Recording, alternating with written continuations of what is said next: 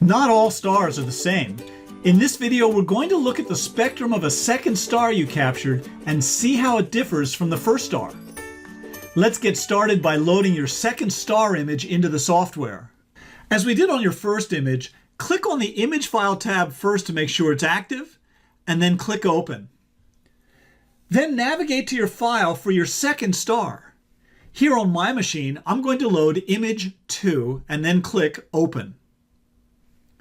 Aha, there it is. And you know, that spectrum looks brighter than the first star that we did. Let's widen this image a little bit.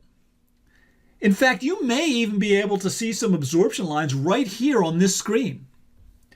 And certainly on a Windows machine, if we click on the Zoom button on the toolbar and then roll with our roller wheel, we'll be able to see some gaps from the absorption features. Okay, let's close this window. And then, as we've done before, drag the orange capture lines around the spectrum.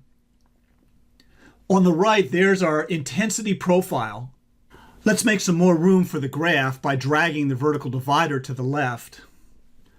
Wow, those are some deep absorption features. Now, my machine is showing pixels on the x-axis, but if you haven't quit RSpec from the previous video, yours may be in angstroms.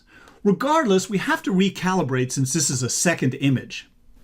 So I'll come up to the Tools menu and then click Calibrate. Click in the graphing area to make it active, and then shift-click to bracket in the peak. Then you can use the left mouse to pan and zoom with the roller wheel. Now I'll hover my mouse over the peak, read the pixel value, it's 357. I'll come over here and type that into field 1. Make sure there's a 0 in the second field. Then make sure there's a check mark next to 1-point alignment and that the dispersion is the value you got from your telescope operator and that it's in angstroms. Finally, I'll click Apply and Close. If the spectrum isn't visible, we can double-click to unzoom.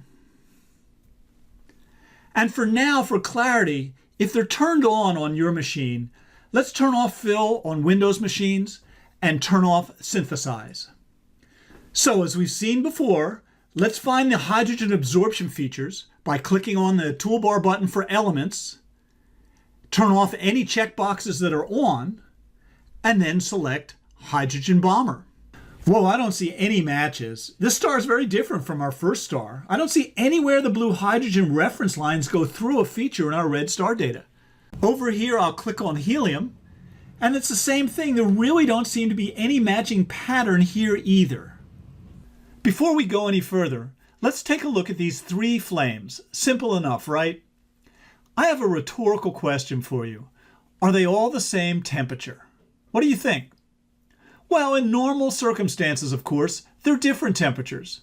The red flame's hot, but the yellow flame's hotter, and then the blue flame is the hottest. Well, stars are the same way.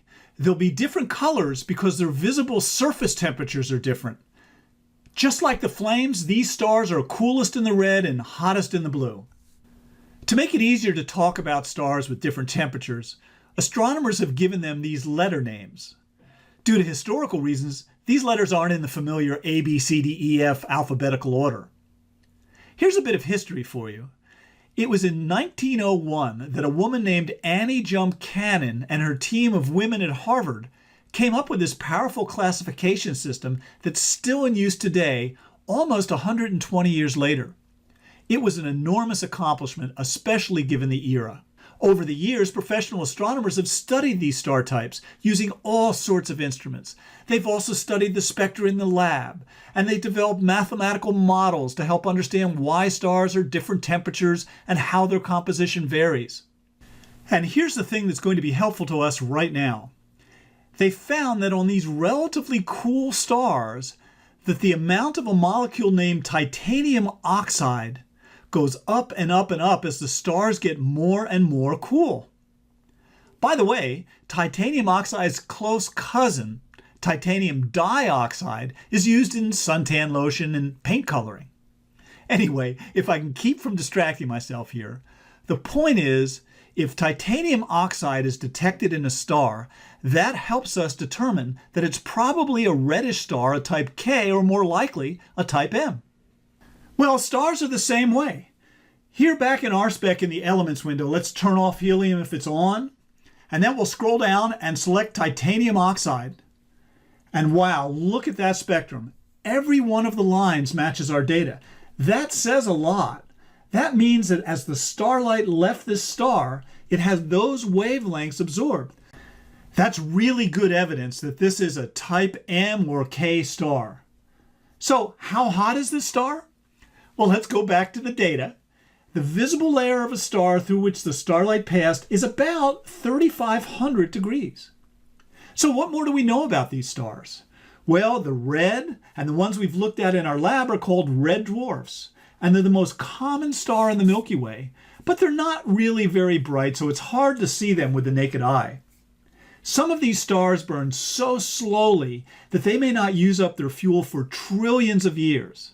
And this is pretty cool. We've discovered some Earth-sized exoplanets orbiting some of these red stars. Maybe ET is there. So now you've seen how we can use the absorption lines of an element to determine the type of star and also its temperature.